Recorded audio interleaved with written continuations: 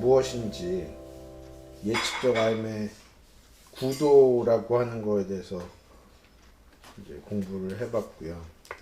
이 얘기는 이제 그러면 우리 알미 어떻게 그렇게 자연을 잘 이해하게 되나 내지는 이해할 수 있나 이런 문제에 대해서 선생님께서 말씀하시는 건데요.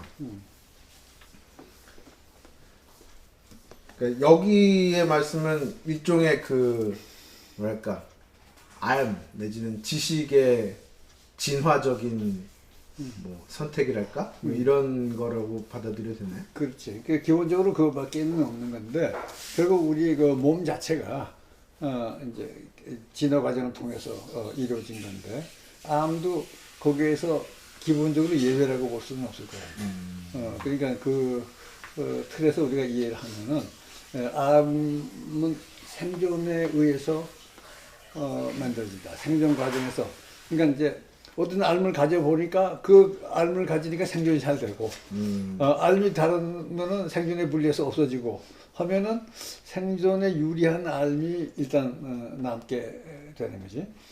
그러니까 그리고 이제 생존은 알을 통해서 보존된다. 그러니까 알이 좋으면 생존에 맞는 맞아요. 우주 이치에 맞는 알을 가지고 행동을 하면 생존이 유리해질 테니까. 그래서 생존하고 밀접한 관계가 있다는 거지. 그러니까 이제 우리가 그 긴 기간을 생존해 온 동안 거기에 그 생존의 일환으로 만들어진 알은 근본적으로 우주의 운행 원리하고 크게 벗어날 수 없지 않느냐. 근데 그렇다고 꼭 일치해야 된다고 얘기할 수는 없지. 항상 이것은 임의로 만들어지는 건데 임의로 만들어졌지만 거기에 맞춰봐서 이제 안 맞으면 없어지는 거고 이러니까 꼭 맞는다고 얘기를 할 수는 없지만 기본적으로는 그렇다. 이제 이런 얘기가 될 거예요. 지금 여기서의 알은 그 외부 세계의 내적 반영이 지식을 포함하는 그거를 말씀하는 거죠. 근데 이렇게 보면 그러니까 알미 생존에 의해 만들어지고 생존은 알을 통해 보장된다라고 하면 이 알의 주체는 기본적으로 낮생명이라고 봐야 되나요? 뭐 온생명 마찬가지. 그러니까 맞아. 그 낮생명들이 성공적으로 생존해야 온생명도 유지가 되니까. 그러니까 그 온생명 안에 근데 결국은 아직은 온생명의 공통으로 되는 어떤 알이 체계화된 거는 아직은 생각할 수 없고 그 안에 낮생명들이 그 온생명 안에서 어떻게 생존 가능하냐 하는 그것들을 지금 만들어 나가는 단계다. 우선은 그렇게 이해를 하는 게 옳을 것 같아요. 그럼 이 수준에서는 우리가 의식 주체가 아니라 인식 주체의 알의 어떤 이제 원초 뭐 그런 정도로 생각하면 그래서 하여간 여기에 대해서는 이제 다른 사람들의 의견들도 관심도 많이 있어야 하는데 여기서 이제 가장 기본적인 원초적인 암도 이게 결국은 원초적인 암이라는 게 원초적인 생명 구조하고 큰 구분은 안 되는 거지. 그러니까 그것이 생존이 되어 왔다는 것은 그 중에서 알에 해당하는 것도 거기에 맞춰서 생존이 됐다. 이렇게 보면 되는 거예요. 그러니까 이런 단계에서는 사실 그것의 그 시체 구조나 알의 그 특성이나가 거의 그냥 서로 맞물려 있는 거예요. 그러면 그러니까 그 생명과 알이 거의 비슷하게 그렇지 뭐 같이 나가는데 그 암도 생명의 과정 중에 일부인데 그 중에 중요한 일부 이렇게 이거 뭐 그냥 지나가죠. 이게 이제 암과 생존을 이건 뭐 누가 한 얘기인데 누가 한 얘기인지 내가 좀 기억이 안 나요. 근데 뭐라고 그랬느냐? 끊임없이 내 알을 죽여라.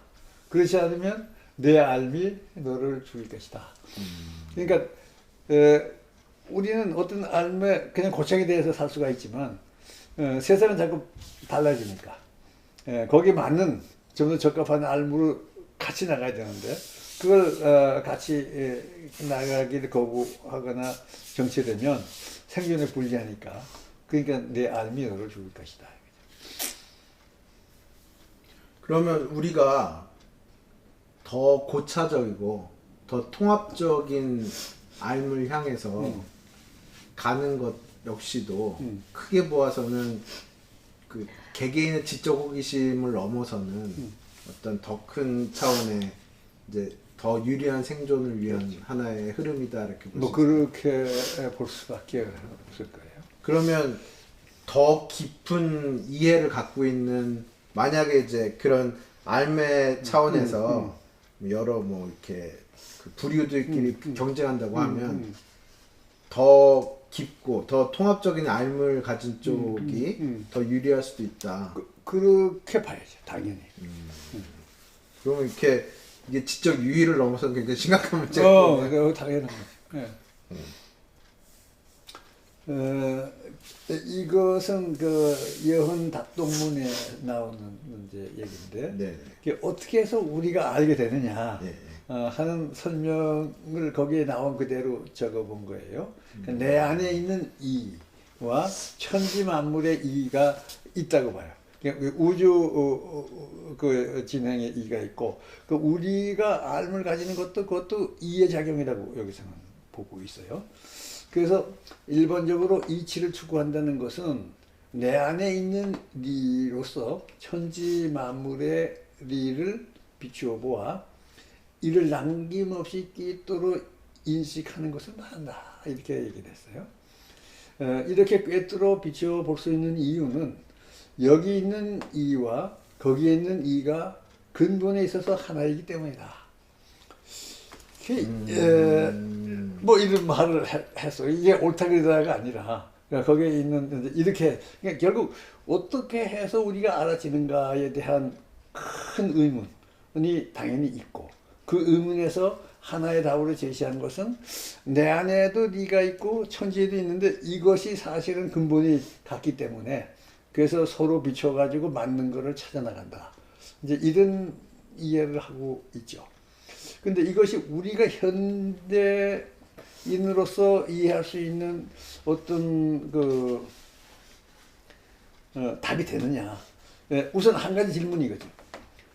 그럼 어째서 근본에 있어서 하나인가? 한국의 전체를 근본에 있어서 같다 그랬는데 그 어째서 같으냐? 한 거에 대한 물음 우리 지금부터 줄 수가 있을까요? 뭐 그래서 그렇다는 건 좋은데 그럼 이 근본이 하나인 이유가 또 있어야 될 거 아니에요. 거기에 대한 답은 여기에는 없어요.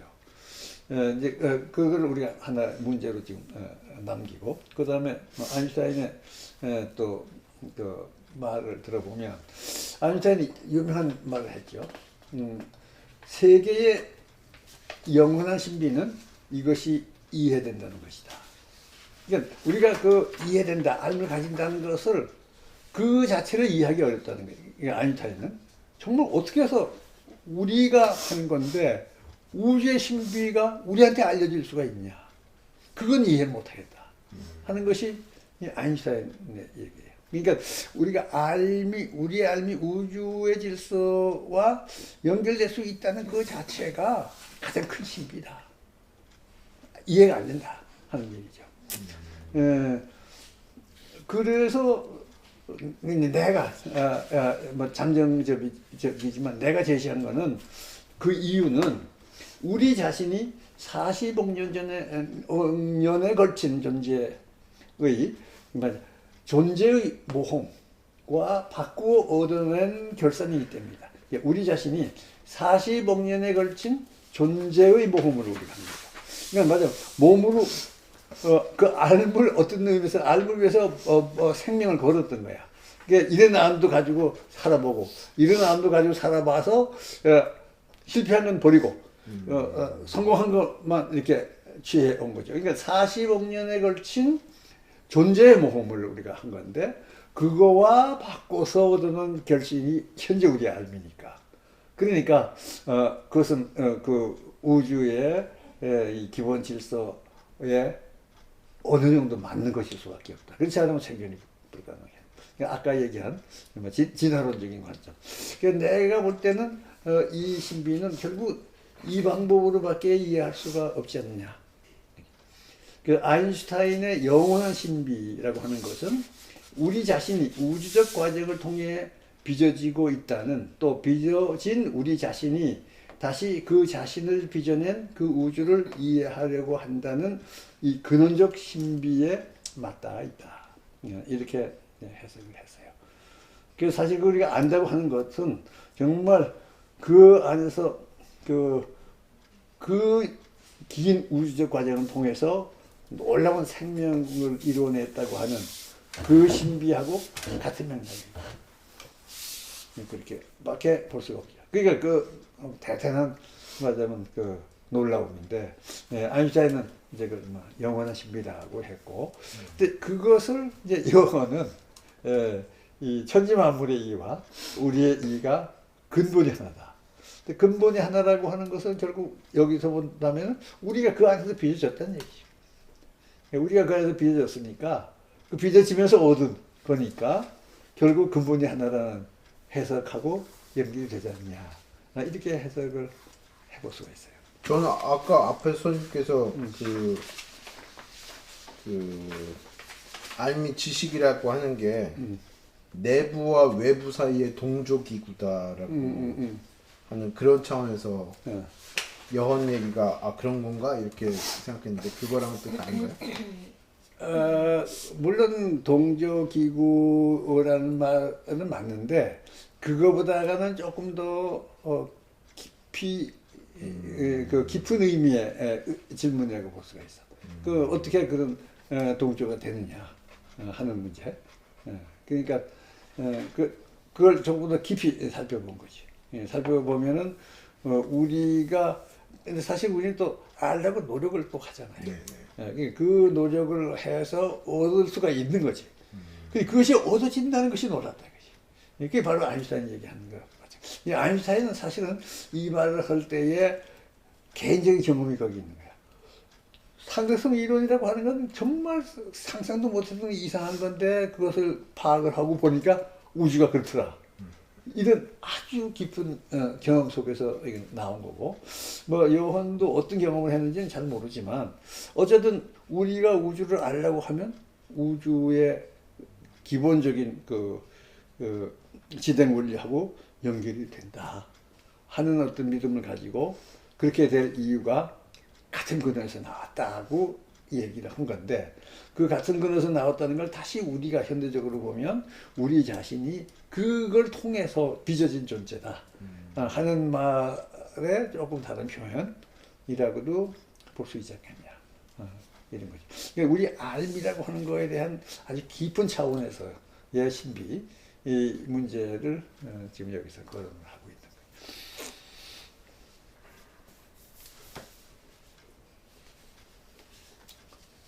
거예요. 여기서는 이건 뭐 그냥 그저 비교적 이제 좀 단순한 얘기인데, 알미라는 것과 이해라는 말을 우리가 뭐 같은 의미에서 쓰고 또 달리도 쓰고 있는데 그것을 한번 어떻게 된 건가 이렇게 정리해 본 거죠. 알미라고 하는 거는 이 단편적인 알매 요소, 그 정보들과 이들을 연결하는 이론들로 구성되는, 그러니까 알면 그걸 다 통합해서 그 안에는 단편적인 내용과 그리고 그 연결하는 내용을 다 합쳐서 그냥 얘기를 하는 건데, 이해라고 하는 것은 이 단편적 알매 요소들을 연결된 전체의 형태로 파악하는 능력 혹은 행위를 말한다. 이해라고 하는 건. 그래서 여기서 이 강조하고 있는 건 뭐냐면 이해라는 알미 대단히 중요한 알미다 하는 거예요. 우리는 보통 알 속에는 이해도 포함하지만 단편적인 것도 그냥 알미라고 이쪽하고 이쪽하고 관계는 모르겠는데 이건 이렇다, 이건 이렇더라. 그것도 하나의 다 알면 알미인데, 근데 그러한 알면 이제 여러 가지 문제가 있을 수 있어요. 그러니까 신뢰성의 문제도 있고, 그리고 활용 가능성의 문제. 이거 알았다고 이쪽에 대해서 뭘 얘기할 수도 없는 거고, 해서 제한된 면도 있고, 그리고 서로 상치되는 거를 무슨 줄 모르고 같이 받아들일 수도 있고, 이런 이제 이해가 없거나 부족하면 이 단편적인 알매 요소들 속을 헤매게 되고 서로 상치되는 알을 붙들고 갈등하게 된다. 그리고 알매 검증과 효용은 이해의 폭에 크게 의존한다. 그래서 이해라고 하는 것을 나는 강조하는데, 이해라고 하는 것은 되도록이면 서로 간의 연결이 파악이 되는 거죠. 그러니까 알은 독립적인 여러 가지 요소들이 그냥 이렇게 병렬적으로 있는 게 아니고 그 전체가 이상적으로 보면은 하나로 묶여서 한 덩어리로 갈 수 있는 그런 것이라고 할 때, 그렇게 할 때 그것은 우선 활용 가능성이 높고 우리가 정말 파악하기가 쉽죠. 기본 원리 하나 알면 나머지는 다 되니까. 물론 원리 하나 파악하기는 쉽지 않지만, 그래서 그것을 가지면은 많은 거기에 적용이 되고, 그리고 모든 현상의 연관관계를 파악하니까. 그러니까 사물을 보는 파노라마가 넓어지죠. 관계가 다. 관계 없이 보면은 한꺼번에 봐도 쪼각쪼각 보는 거하고 아무 차이가, 모사이크 보는 것밖에 안 돼. 근데 이제 이 기본적인 것을 보는, 이것이 그 이해인데, 이해를 추구하는 알미 대단히 중요한 것이다. 그래서 이제 다음 장에서 얘기하겠지만은, 온전한 알미라고 하는 것은 전체가 하나로 연결된 이해 가능한 알, 이렇게 말할 수가 있죠. 우리는 같은 알미지만 단편적인 알도 알미라고 하고 이해도 알미라고 하는데, 지금 많은 경우에 학문은 이해를 넓히려고 애를 쓰지만 학문을 단일시켜 놨을 때는 이 이해들이 어떤 한계를 넘어서지 못하고 따로 이렇게 있어요. 그래서 이 전체를 연결하는, 그래서 지금 통합학문, 이러한 것을 얘기하는 것은 이해 폭을 최대로 하는 학문을 추구하자. 그리고 그것이 소중하다. 하나하나의 개별적인 알을 추구할 때는 그것을 파악한다는 것은 가장 어려운 것일 수는 있지만, 그러나 그것을 파악함으로써 그 안에 담을 수 있는 내용이나 그 질은 대단히 높다. 이런 얘기가 될 거예요. 지난번에 이해라고 하는 거에 대해서 그 보편적인 원리에 비추어서 여러 가지 것들의 뭐랄까 자리를 잡아서 이해한다, 그러니까 뭐 꿰뚫는다, 뭐 이런 말씀을 하셨는데, 그렇지. 그러면 이제 이렇게 단편적 알미 요소들을 연결된 전체를 파악하는 것의 한 방법이 보편 원리에 비추어서 바로 그렇지. 그러니까 우리가 보편 원리를 찾는 이유가 바로 전체로 연결된 이해의 바탕이 되는 것을 찾자고 하는 거니까. 선생님, 저 이해의 주체는 개인이에요? 아니면 과학 이론이랄지 현대 과학 이론이랄지 일단은 이제 개인이 이해하는 거죠. 네. 그 개인이 이해를 하는데 그 개인의 이해 경험을 공유할 수 있지.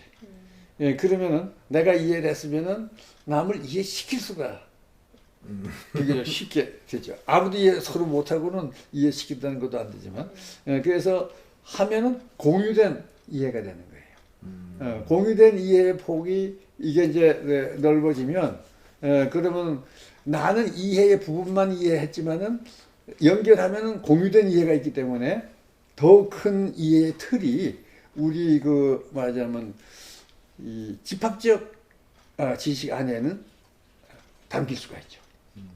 이 학문이라고 하는 것이 사실 그런 내용을 가지고 있는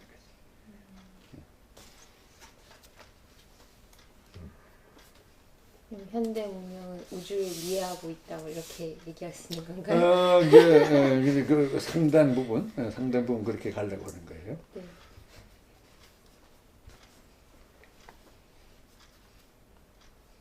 얘기가 나온 것 근데 이게 이제 한 사람이 이해를 할 수 있느냐 하는 이제 이해 한계 문제.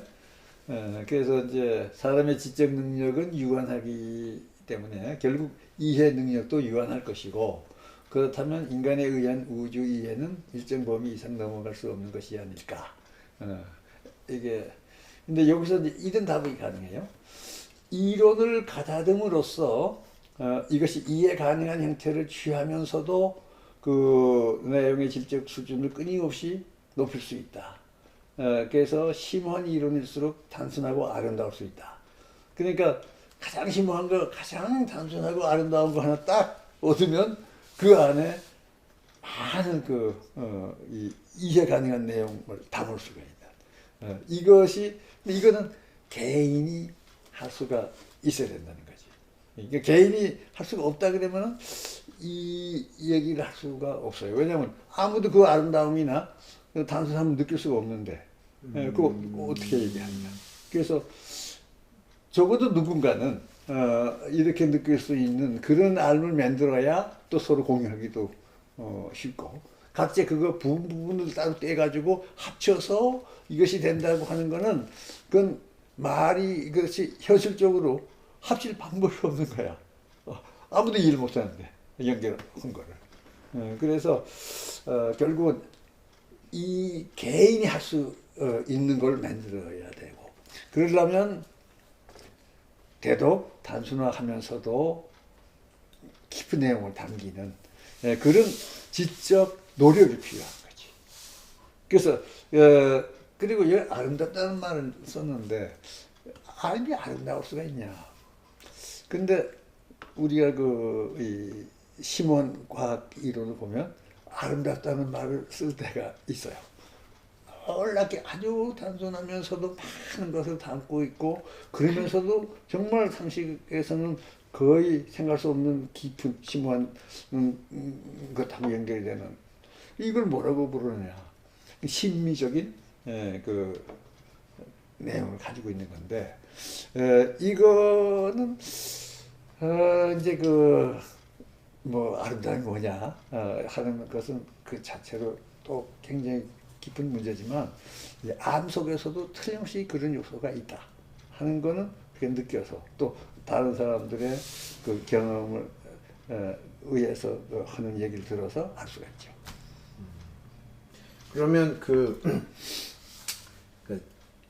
깊고 빼어난 이해를 만들어내는 그런 노력이 당연히 필요하지만 이미 성취된 이해를 다시 써보고 더 간단하게 만들고 하려는 노력도 계속 이어져야 그게 다시 이해가 넘어가고 이런 게 성공적으로 되겠네요. 바로 그 과정을 통해서 그게 이루어지는 거예요. 아, 그러니까 여기 포함해서. 따로 객관적으로 이미 단순하고 아름다운 것이 딱 있다는 것이 아니라 그것을 자꾸 재음미함으로써 불필요한 것을 자꾸 잘라내고 더 중요한 것을 이렇게 찾아내고 그럼으로써 더 아름다운 그 작업을 우리 계속 해나가는 거예요. 완성된 건 없어. 그럼 이제 거기가 또 한 가지 생각이 되는데 그 현대 학문의 추세는 이제 끝없는 새로움의 추구라고 할 수 있지 않습니까? 이제 그러면 이제 기존의 이론, 기존의 발견을 음미하고 그거를 이제 새로운 방식으로 재서술하고 이런 게 잘 인정이 안 됐을까? 가령 논문을 낸다고 하면 그러니까 저는 이제 그 과학혁명기에 그거 되게 흥미로웠는데 뭐 슈레딩거의 어떠한 발견과 뭐 하이젠베르크 뭐가 결국적으로 같은 걸 얘기하고 있는 것이다. 뭐 이런 게 이제 또 다른 논문으로 나와서 그게 이제 인정받고 이제 어떤 하나의 확립이 됐다. 이런 게 굉장히 놀랍긴 했는데 지금 현대 학문 사회에서도 그런 게 일어나고 있는가? 그게 뭐 당연히 있어야 되는 건데 그런데 사실은 내 느낌은 현대 특히 이제 20세기 후반을 넘어서 뭐 지금 21세기를 넘어오면서 너무 그런 거에 대한 중요성이 점점 떨어지고 맞아 인정이 덜 되고 부분적인 확실한 것, 부분적 확실성만 많이 추구하는 이런 경향이 상당히 강하다고 봐요. 근데 이제 그렇게 되면 뭐 그 자체는 사실로서 받아들일 수 있는 그런 거는 많지만 그 어떻게 아울러서 전체를 가져가느냐 하는 거에 대해서는 이 판단도 어렵고 그래서 그것을 권장하는 그런 추세가 좀 너무 약하다. 우리 현대 학문 세계에서 그런 느낌을 받고 있어요. 근데 그렇다고 해서 그것이 거기 따라가야 된다는 것이 아니라 그렇지만 그렇더라도 거기서 그 전체를 아울러서 파악하려고 하는 노력이 필요하고 그래서 어떤 성과를 얻을 수가 있고 그리고 그 성과는 소중하다. 그 말은 할 수가 있죠.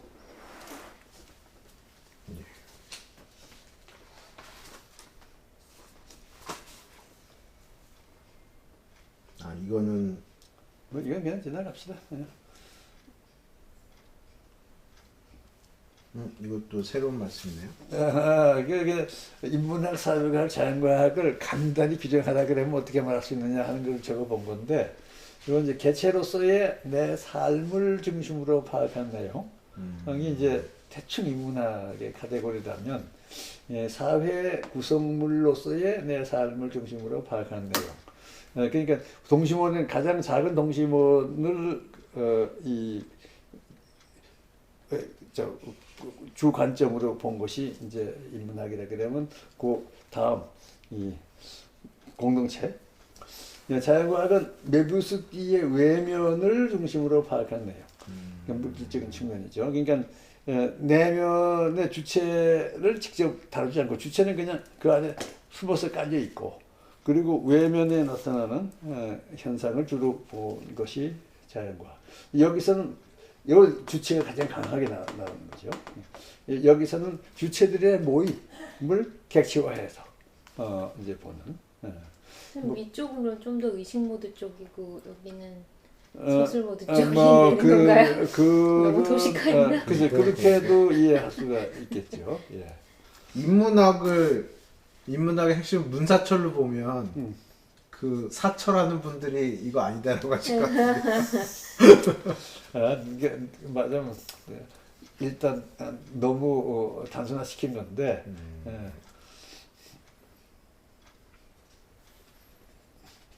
이건 그 아인슈타인이 1952년에 그 어떤 젊은 학자한테 보낸 그 편지글 아마 책에 인용이 됐을 거예요. 뭐 한번 읽어볼까요? 빨간 것만요? 아인슈타인의 충고입니다. 젊은 친구가 그 편지를 그렇지. 그러니까 아인슈타인한테 꼭 필요한 말 한마디 해주시오 하고. 많은 시간을 할애할 수 없기에 오직 간단한 한마디만을 적는 것으로 만족해야겠군요. 경험적 바탕이 없이 진리를 파악하는 것이 가능하지 않다는 것은 사실입니다. 그러나 우리가 더 깊이 뚫고 들어갈수록 그리고 우리가 이론이 더 광범위하고 포괄적이 될수록 이러한 이론들을 결정함에 요구되는 경험적 지식의 분량은 줄어들게 됩니다. 꼭 경험을 많이 해 많이 안다 하는 거하고 좀 반대되는. 그러니까 깊이 이해하면 몇 가지만 경험을 가지고도 전체를 파악할 수 있다. 이제 그런. 그러니까 개인이 할 수 없는 것은 경험이 무한히 많을 수 없다는 거지만 그 대신 우리가 이론적인 깊이를 같이 깊이 들어가면 경험은 많이 안 하더라도 중요한 건 알게 된다. 그런 얘기죠. 이 얘기는 그러니까 어찌 보면 그러니까 사회 경험이나 이런 게 적은 사람도 대단한 통찰을 얻을 수 있다. 뭐 이런 얘기도 되는 거예요. 그것도 되죠. 그것도 되죠.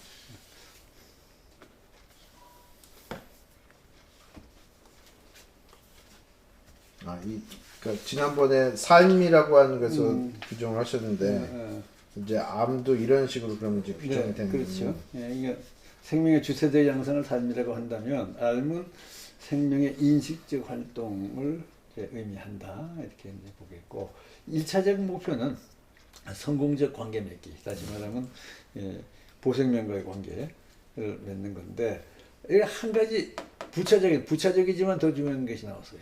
성공적 자기 이해가 가능한 거예요. 알면. 그러니까 내가 어떨 거냐 하고 사실은 처음부터 알고 나온 건 아니에요. 우리가 살고 있어서. 나라는 것이 가장 큰 신비인데, 근데 이제 이러한 것을 통해서 결국은 내가 어떤 존재다, 어떤 세계에서 어떻게 살아가는 존재다 하는 것을 알게 된다. 이게 그래서 다시 말하면 온전한 삶을 통해서 온전한 삶을 지향할 수가 있게 된다. 그러니까 다시 말하면 삶을 더 풍부하게. 여기서는 생존이 목적이라면 이것은 삶의 의미를 극대화할 수 있는 것이 역시 그 알의 2차적이지만 어떤 면에서는 궁극적인 목표라고 볼 수가 있죠. 이건 이제 뭐 여러 수준의 낮생명으로부터 온생명까지 다 뭐 그렇게 볼 수가 있을 거예요. 근데 저 성공적 자기 이해가 이게 이제 약간 책 후반부에 나오기도 하고 뭔가 너무 이제 당연한 말처럼 들릴 수도 있는데, 저는 예전에 선생님 온생명론 처음 이제 공부하고 이제 저는 과학도 잘 모르고, 그런데 이제 그런 걸 조금씩 해나가면서 이제 가장 뭐랄까 동기랄까 어떤 뭐 관심을 가지게 된 이유랄까, 그런 게 약간 저런 나를 이해하는 게 되게 크게 큰 원인 이유였거든요. 그 관심을 가지게 된. 왜냐면 늘 내가 뭔지 모르겠고 내가 왜 사는지 모르겠고 어떻게 살아야 될지 모르겠고 이런 게 사실은 뭐 이제 좀 나이가 들고 나서 30, 30 이제 전후 뭐 이렇게 되면서 엄청나게 이제 고민을 하고 어떤 직장을 가져야 되고 어떻게 해야 되는지 거의 머릿속이 카오스 상태로 이제 뭐 한 1, 20년 이렇게 뭐 지금도 마찬가지지만 살면서 어떤 그런 공부를 해서 그런 게 정리될 거라고는 저는 생각을 해본 적이 없거든요. 근데 이제 사실 뭐 아까 인문학이나 사회학도 나왔지만 그런 것들 이제 쭉 보면 내가 했던 어떤 그런 고민들이 사실은 따지고 보면 뭐 대단한 그 어떤 고유한 고민도 아니고 이미 옛날 사람들이 그 예전에 공부하고 연구했던 분들이 다 해놨고 다 고민했고 어느 정도는 다 해결한 그런 얘기들이라는 거죠.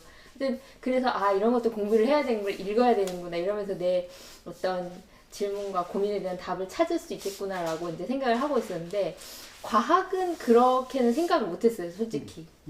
근데 이제 선생님 온생명론 얘기하시면서 이제 인간과 어떤 생명과 지구와 막 이런 걸 이제 설명을 하시는 걸 쭉 보면서 아 과학을 통해서 내 자신을 이해하고 그다음에 뭐 자연이나 우주의 안에 내 위치를 자리를 잡는 어떤 그런 걸 이제 쭉 보면서 아 과학을 공부를 하면 나를 이해할 수 있구나 라는 걸 그때 처음 느꼈고, 공부를 그동안 많이는 못했지만 하여튼 그것이 이제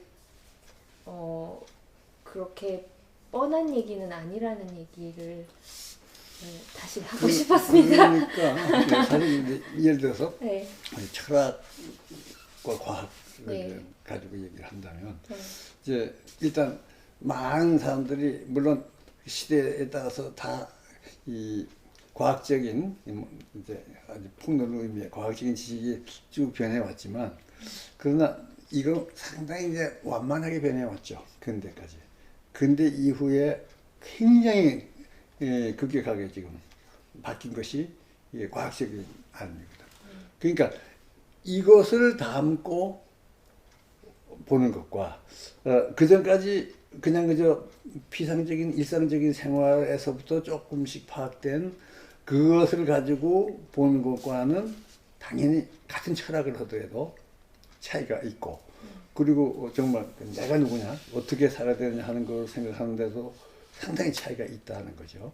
그래서 근래 이후에 나온 이 놀라운 비약적인 이것을 담지 않으면 그러면 사실은 이런 그 2차적인 목표에 달성하기가 한계가 있다.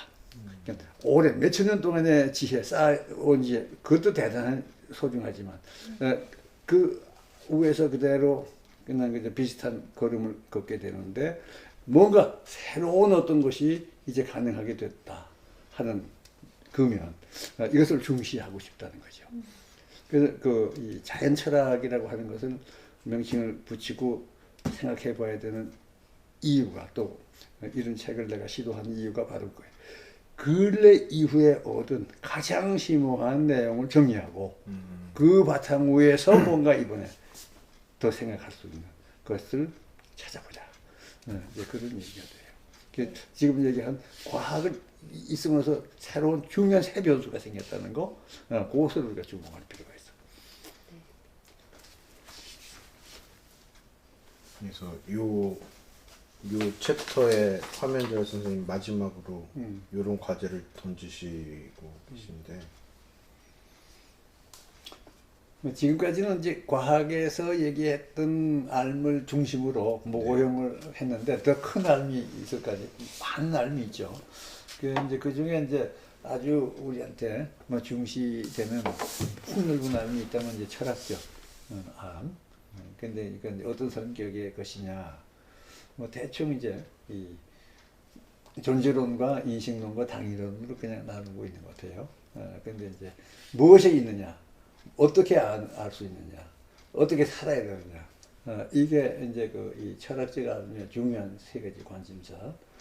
근데 이제 이런 것들은 메타적 사고라고 했는데, 그러니까 단순한 이런 사고나 아니라 그것을 밟고 한층 높은 차원에서 전체를 내다보는 그런 사고를 통해서 생각하는 이것이 이제 대략 그 철학적 지식, 철학이 시도하는 그런 것이 있다. 이렇게 그냥 얘기를 할 수가 있고, 그 다음에 어떤 종류의 알이 더 있는가 하는 것은 우리가 앞으로 생각해 볼 게 많죠. 우리가 모든 알은 다 우리가 선정한 게 알이 아주 기본적인 가장 단순한 거에서부터 전형적인 걸 얘기했고, 그 다음에 이제 철학에서는 이런 얘기를 하는데, 그 외에 다른 알이 있다고 하면 그것은 우리 생각한 것과 어떻게 관계가 있는 거고 또 어떤 의미가 있느냐 하는 거는 앞으로 더 많이 생각할 걸 과제다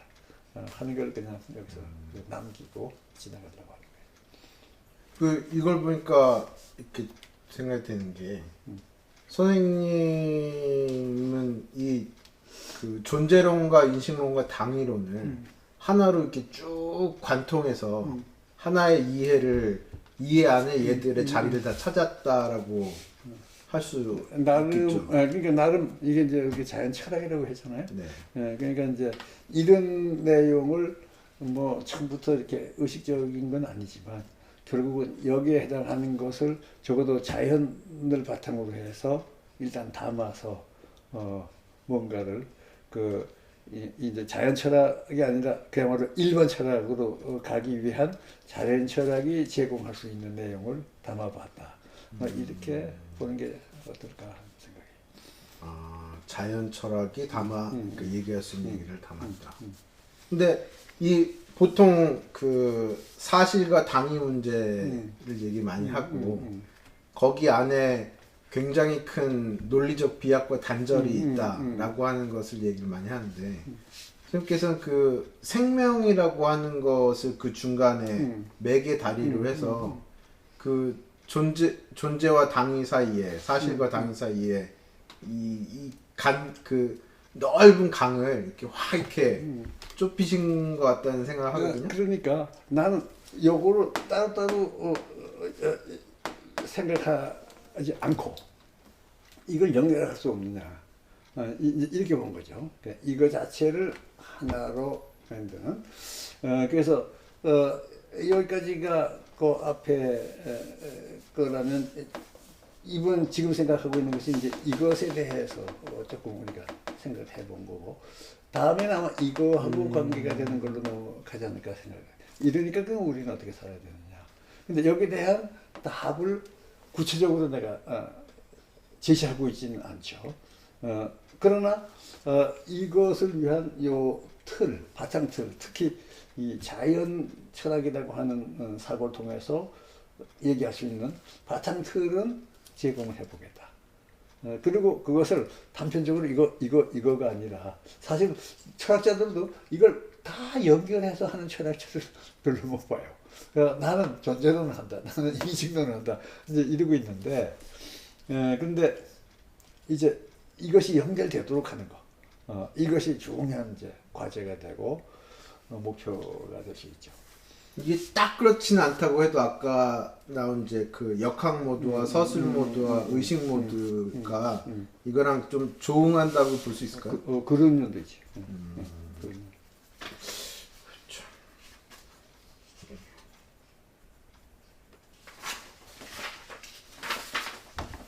이렇게 해서 저희가 알미라고 하는 게 무엇인지에 대한 그 이해를 도모해 봤는데 이렇게 많이 곱씹어 봐야 될 것 같습니다. 저 단순한 거 한 가지만 여쭤보고 여기 이제 정리해야 될 것 같은데 선생님 그 464쪽 이쪽에 보다 보면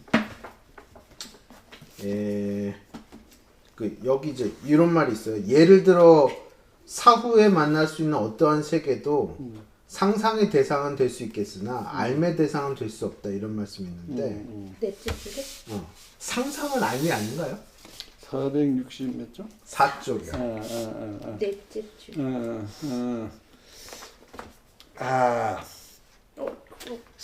꿈에서 상상이라고 하는 거는 이 두뇌 활동의 일부인 건 틀림없어. 네. 뭔가를 그려보는 거죠. 네. 근데 상상을 알하고는 구분할 필요가 있어요. 왜냐하면 상상은 뭐든지 할 수가 있지. 물론 뭐든지 할 수 있다는 말에는 어폐가 있을 수 몰라. 왜냐하면 두뇌가 유한하니까 뭐든지 일을 할 수는 없지만 많은 걸 할 수가 있어요. 상상은. 근데 그 상상 능력이라고 하는 것은 우리 지적 활동에 굉장히 놀라운 한 부분이에요. 상상을 못한다면 새로운 걸 찾아나가기 어려워. 근데 상상을 일단 하면 그 다음에 그 상상의 내용과 구체적인 것을 매치시켜서 판단을 해볼 수 있는 가능성이 생기는 거예요. 상상이 없으면 말하자면 가설이 없는 거나 마찬가지예요. 그래서 새로운 어떤 거를 사고할 이 활동의 가능성이 차던데, 그러니까 지적 활동의 가능성은 상상 속에서 이루어지거든. 그러니까 상상은 상당히 많은 범위에서 여러 가지 할 수가 있는데, 상상이 됐다고 그래서 이것이 알미냐 하면 알면 그것이 아니라 적어도 어떤 다른 현상이나 이론에 의해서 확인이 될 때 알미 되거든. 알미 속에 들어가는 거는. 그래서 상상은 되지만 알미 아닌 거는 얼마든지 많죠. 근데 상상이 없으면 새 알을 개척하기는 굉장히 어려워져. 알겠죠? 그러니까 상상이라고 하는 게 우리 알물 나가는데 이렇게 마치 또 줄기 식물이 이렇게 뻗었다가 바람 불었다가 나무까지 걸리면 이렇게 자꾸 올라가고 이렇게 올라가는 이것이 이렇게 바람에 흔들려 보는 이것이 우리 지적인 상상의 영역이야. 이거 없으면 뭐 짚고 올라가. 그러다가 탁 잡히면 그때부터 이제 그 타고 올라가거든. 그때부터는 어떤 의미 있는 암이 되는 거지. 그래서 상상은 되지만 알미 아니다 하는 말은 무의미한 말은 아니지. 그러니까 우리 지금 뭐가 상상은 되지만 알미 안 되겠죠? 거기서 여기 사후에 만날 수 있는 세계. 이제 뭐 우리가 사후에 만난다. 상상을 할 수 있는데 그것은 아직까지는 알무로 연결될 수 있는 그 모드 찾지 못한 거지. 그러니까 우리는 사는 동안 사람을 만난다는 건 얼마든지 확인되고 얼마든지 되는 거지만 그 후의 것은 지금 현재로는 확인될 방법이 없는 머릿속에는 그려볼 수 있는 그런데요. 그러니까 그냥 모르겠어요. 그런 상상을 통해서 뭔가를 얻을 수 있는 것이 나올지 그건 모르겠는데, 근데 이제 그것이 대표적인 거죠. 상상은 되지만 아직 안 됐거나 심지어는 알무로 연결될 가능성이 없는 사실상도 있을 수가 있는 거죠. 그 여기서 조금 복잡해지는데요. 그러니까 그 원초적인 차원으로 가면 선생님의 알매 규정이 굉장히 폭이 넓다고 생각했는데 이제 일종의 그 경험과 연결이라고 하는 점에서 선생님의 알매라는 게 굉장히 좀 엄격해지는데 가령 이제 그 뭐 수학도 그런 지식이라고 하고 뭐 그 우리가 이제 소설이라고 하면 소설이라고 하는 어떤 대상물이 있고 그런 이제 소설들에 대한 또 우리의 어떤 규정, 언명, 뭐 지식 이런 것들이 있는데 그건 이제 그러면 상상에 대한 그러니까 알미 아닌 상상에 대한 지식, 상상에 대한 정보 뭐 이런 것인데 그럼 이제 그런 걸로 일단으로 쭉 쌓여진 게 어떤 인문학일 수도 있고 수학일 수도 있고 이렇게 되는 거 아닙니까? 근데 이거는 약간 오해한 것 아, 그런 거야? 같은데 선생님 말씀은 그러니까 사후 세계에 대해서 난 그러니까 상상만 선생님은 강조해봤는데 탐구를 한다니까 그러니까 예를 들어서 뭐 사후 세계가 뭐 사후 세계에 뭐 땅이 어떻고 땅의 물질이 어떻고 뭐 하늘이 어떻고 이런 거를 그 어떤 알매 대상으로 삼을 수 없다는 말씀이신 거지. 그 사후 세계를 상상하는 건 행위 자체는 의식 모드잖아요, 선생님. 그러니까 이제 그 사후 세계에 대해서 사람들이 자기 유한한 어떤 이 의식을 그 지식을 가지고 사후에 대해서 막 소설을 쓰고 글을 쓰고 이거는 그것 자체가 의식 모드가 이 뭐 서술 모드라고 해야 되나 이렇게 구현되는 거죠. 알무로 구현되는 것이고 이거 하나의 알미 결과물이 나오는 것이지 이거는 약간 근데 오해한 경험적 것 검증이 아니 그거는 이 현실 세계를 가지고 사후 세계를 상상하는 행위 특별한 의식 모드의 어떤 그 실행인 것이지 이거는 요 구절을 약간 오해한 거라고 그러니까 이제 상상이 현실하고 연결될 수 있는 그런 상상이 많아요. 그래야 우리가 새로운 어떤 알무로 갈 수 있거든. 그러니까 상상을 일단 먼저 하고 그리고 거기에 맞는 행위를 하다가 어떤 새로운 그 알매 그 근거를 찾을 수 있는 경우도 있는데 뭐 지금까지 하여간 여러 가지를 봐서 그럴 가능성이 없고 그냥 그저 상상으로 그칠 수밖에 없다고 하는 그런 사례의 하나로 내가 지금 그걸 그냥 짚었을 뿐이죠. 그러니까 사후 세계는 얼마든지 상상할 수 있지. 상상이란 건 굉장히 고도의 이 의식 모드를 실행한 것이고 이 선생님께서는 마치 달나라에 가서 달에 뭐가 땅 지각 구조가 어떻고 이런 거를 넌 생각해보고 가서 파보고 하는 거와 달리 사후 세계를 땅을 파볼 수는 없잖아. 그러니까 여튼 상상과 알을 구분하시기에 그러니까 그래서 그거는 이제 구분을 해야 된다고 봐요. 그러니까 정신의 활동을 무조건 다 압니다. 하고 하는 것은 아니고 알미라고 하는 것은 어떤 근거가 있고 믿을 만한 어떤 가능성을 지닌 그런 것을 알미라고 하지. 모든 생각하는 것이 다 알미일 수는 없죠. 그래서 이런 의미면 돼요. 지금 뭐 최 박사가 이런 상상을 했다. 그 상상을 했다는 것을 내가 알았다. 그건 되지. 그 상상했다는 그것도 하나의 팩트는 돼. 그 팩트에 대한 알무는 있을 수가 있어요. 근데 그 상상의 내용 자체가 꼭 알미 된다는 얘기는 적합한 건 아니다. 이런 거지. 그럼 이제 이렇게도 볼 수 있나요? 그러니까 그 외부와 내부였나? 선생님 제가 여기 이 구절을 오해한 거 아니죠, 선생님? 선생님은 이 어떤 사후 세계에 대해서 그러니까 알매 대상이 어떤 이런 뭐랄까 몽상 같은 어떤 그런 게 아니라는 뜻으로 이런 예시를 드신 것이지 상상이라는 거에 지금 초점이 맞춰진 구절이 아닌 거죠. 맞아요. 그 상상에 초점 맞춘 건 아니고 네. 그 상상 중에 이제 그러한 상상은 사후 세계를 그러한 상상은 그건 알하고 연결될 수 있는 것이 아니다. 이제 그 얘기를 그냥 한 거지. 그러니까 여튼 그러니까 알미라고 하는 것은 그 이제 이 운생명 안에 이제 복합치수 안에 참여자가 이제 외부와 내부 사이의 동족이구로서 그리고 이게 생존의 중요한 중핵으로서 이게 쭉 해왔다가 그 이제 의식 모드라고 하는 게 나오면서 이제 그런 게 더 고도화되고 그 의식 모드가 더 그 고차적이고 정교화되면서 그러니까 생존 자체와 무관한 정신작, 그러니까 의식 모드의 작용으로서 상상, 뭐 공상, 뭐 이런 것들이 또 한편으로 나와서 우리 세계 중에 어떤 하나를 이루게 되었다. 뭐 이렇게 볼 수 있나요? 세계 중에 하나를 이룬다. 글쎄, 그렇죠. 그러니까 사람들이 그런 상상을 하는 그런 삶의 양식 중에 하나 일부로는 인정을 해야 될 거예요. 그러니까 뭐 사고 세계를 생각하는 그것도 사람의 일종의 정신적인 활동 중에 하나지. 많은 사람이 그런 활동을 할 거예요. 근데 이제 그런 활동을 한다는 거는 인정을 하되 정신 활동이라고 한다 그러면 오케이. 근데 그걸 알미냐 하면은 그건 알하고 다르다. 이렇게. 나중에 이쪽에 대한 디테일을 더 여쭤보고 싶고요.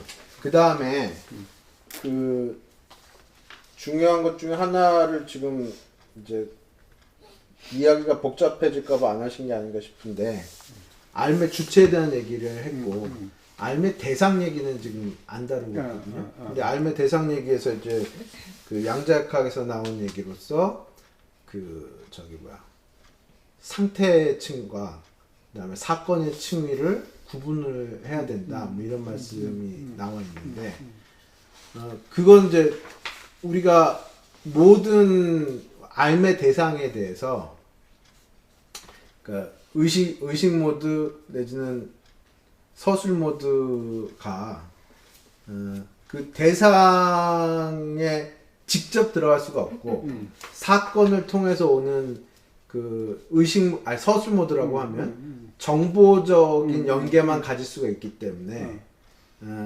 그러기 때문에 우리가 지금 알매 대상에서 직접 상태가 어떻게 되는 것을 우리가 알 수는 없고 그 사건 충위로부터 오는 걸 가지고 우리 내부에 그 외부를 모사한 지식 내지는 외부를 모사한 알무로 이렇게 쭉 유출을 해서 저쪽에서 오는 다른 정보로 검증하는 요것만 할 수 있기 때문에 그러니까 마치 이제 그 물 자체는 알 수 없다라는 것과 같은 뜻으로 상태층을 우리가 직접 들어갈 수는 없고 우리는 사건층이만 만날 수 있다 이렇게 이해할 수 있나요? 그렇지.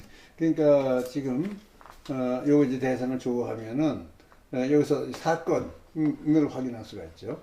근데 이제 이런 사건이 있으면 이것은 이런 상태에 해당한다 하는 것은 우리 알매 틀 속에 담아놓고 있는 거예요. 이 부분은 우리 알매 틀 속에 이것을 이렇게 해석할 수 있다 하는 것은 그러니까 말하자면 알매 이론적 내용의 일부죠. 양자역학이 이제 그 중에 하나인데 그래서 이런 사건이 있으면 이것은 이런 상태를 말한다 하는 그 이론적인 그 틀을 만들어서 보는 거예요. 근데 그 경우에 양자역학이 만든 틀과 고전역학이 만든 틀은 좀 차이가 있죠. 고전역학은 이제 이 사건에서 금방 위치하고 운동량이라고 하는 것을 사건으로 보고 여기다 집어넣었지만 양자역학에서는 그걸 가지고 이것은 이런 상태를 의미하고 이 상태라고 하는 것은 상태는 이렇게 변하지만 이것은 이런 사건을 일으킬 어떤 성향을 줄인다. 이렇게 해서 이렇게 연결하는. 그러니까 요 내용은 이 알매 그 이론적인 틀 속에 포함이 되는데 이것을 이렇게 만드는 것 자체도 이미 우리 알매 활동에서 나온 거지. 그러면 이제 이 그림에서 이 변별체까지를 포함한 여기까지가 알매 주체에 해당하네. 맞지. 그러니까 요 변별체가 그 경계를 얘기하는 거예요. 그 변별체는 대상에도 포함이 되나요? 대상하고도 직접 관계되는 게 요뿐이지. 직접 관계. 직접 되고 그다음에 이것은 정보적으로 관계되고 이것은 역학적으로 물리적으로 관계되고 정보적으로 관계되는. 그 두 역할을 하는 거예요. 이 대상에 대해서는 물리적인 그 상호작용의 일부고 여기서부터 이쪽으로는 정보적인 연결의 고리고 그 두를 함께 하는 게 그 변별체. 근데 이제 거기가 제가 알듯 말듯한데 이 변별체가 알의 주체에 포함되는 게 되게 중요하다고 말씀을 하신 것 같은데 왜 중요한 거죠? 그게 없으면 이 알미 다시 말하면 우리가 눈이 오면 바깥에는 볼 수가 없잖아. 그러니까 눈이 대단히 중요해. 이게 눈이 맞아 우리 주체의 일부로 있다는 거는 정보적인 연결을 가진 최전선이 지금 이거기 때문에. 그러면 그 제가 뭐 이렇게 시력이 굉장히 약한데 안경을 쓰고 세계를 본다라고 하면 안경도 알의 주체로서의 저를 포함한 그렇지, 거고. 그럼 그냥 그러니까 인식하는 주체 몸 자체가 변별체인 거는. 아니 이게 뭐 우리 신체의 변별체가 많이 있죠. 감각기, 오감, 뭐 촉각 뭐 다 네, 있지만 이걸 넘어서는 거야 이거는. 그래서 실험 장치, 실험 장치 이게 변별체. 이게 실험 장치서부터 나까지는 정보적으로 연결을 해. 여기에 이렇게 되면 이것은 이렇게 되는 거다 하는 이런. 그럼 실험 장치가 이 변별체. 그러니까 이것이 인식 주체에 속해요. 인식 주체 그 전선이 이 실험 장치의 감지 장치까지 들어가요. 선생님 그러면 미세먼지가 많아서 산이 잘 안 보이면 그 미세먼지도 변별체가 되는 거예요? 아, 글쎄, 아니 그 미세먼지 때문에 뭐 못 본다. 그러면 미세먼지도 거기에 어떤 인식에 어떤 그 기능을 좀 하겠지. 예. 근데 그럼 이제 미세먼지 대상이 되나? 근데 거기서 제가 좀 복잡하다. 비슷하면서 다르다고 좀 느끼는 것 중에 한 가지가 생명 세계에서는 온 생명 안에서 어떤 그 낫생명 하나에 나머지 온 생명이 다 그 낫생명의 보생명이 되잖아요. 그것과 비슷한 구도로서 어떤 알의 대상이 있을 때 그 알의 대상을 뺀 나머지 온 생명이 그 알의 주체가 되는 것 같다는 그런 느낌이 들거든요. 그렇지. 그렇게 볼 수 있는 거예요. 구도가 나머지 모든 것은 우리한테 정보적으로 연결이 되어 있다면 정보적으로 연결되어 있는 모든 것은 알의 주체고 심지어 우리 서로 다른 사람들끼리도 네. 우리 집합체가 알의 주체가 되는 거예요. 그래서 내가 알면 내가 알았어 이래 하고 얘기해 주잖아. 그러면 정보만 가는 거예요. 물론 이제 공기 진동이 가야 되지만 공기 진동을 중시하는 거 아니지. 내가 얘기한 의미가 가는 거지. 정보적으로 우리가 여기에서 나 하나 알면 벌써 이렇게 집합체가 알면 주체. 특히 그 과학자가 알면 그 주체가 뭐냐? 집합체가 알면 주체. 그러니까 우리 이 집합체 지성이 주체야. 근데 그 지성이 어떻게 연결되느냐 하는 건 구체적으로는 뭐 이렇게 대화도 되고 여러 가지. 그래요. 꼭 나 개인, 내 개인의 내 감각기관만으로 국한된 게 아니라 이게 대표적인 전형적인 건 맞지. 이 안에 들어온 거는 내 안에서 정보적으로 직접 연결되지만 그걸 떠나서도 우리가 다 되고 실험하면 실험 장치까지 집합적 알의 주체에 속하는 거예요. 그래서 이 대상을 제외한 나머지 이것을 알기 위한 모든 것은 거기에 속해요. 근데 이제 나하고 관계가 알과 그 정보적으로 연결이 안 되는 어떤 것이 여기에 있었다 그러면 그거는 이 주체 대상과 주체 이외에 그냥 별개의 요소로 그냥 뭐 따로 오니까 정보적으로도 연결이 안 되고 이 대상에도 속하지 않으면 그건 무시하면 되는 거예요. 그러나 그 외의 것은 그것이 뭐든 나하고 정보적으로 연결되는 거라면 이 집합적 알의 주체, 그러니까 이 안에 속하는 거예요.